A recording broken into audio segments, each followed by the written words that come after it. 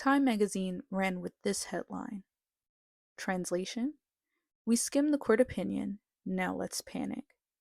On April 16th, the UK Supreme Court ruled unanimously that transgender women don't fall under the legal definition of women in the UK's 2010 Equality Act.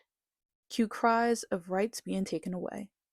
Time warned that this could impact transgender women's access to women-only spaces, but then quietly admitted transgender people are still protected under the law, just under gender reassignment, not sex.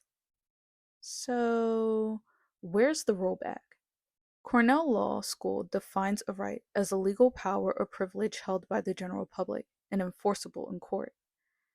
When sex discrimination laws were passed, they were about access to things like banking. Women needed legal protections to function in society without a husband.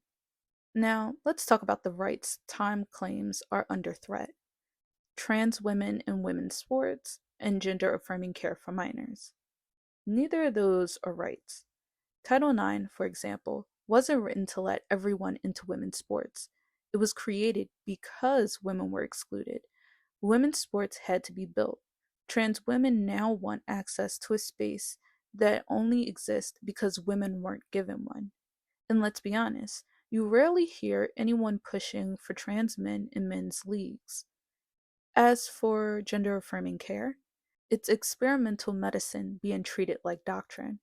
According to UCLA's Williams Institute, among transgender people, 44% reported childhood physical abuse, and 75% reported childhood emotional abuse.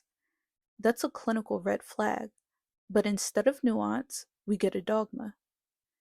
Even Dr. Marcy Bauer, and WPATH board member, said the group, quote, tries to keep out anyone who doesn't absolutely buy the party line that everything needs to be affirmed, end quote. That's branding.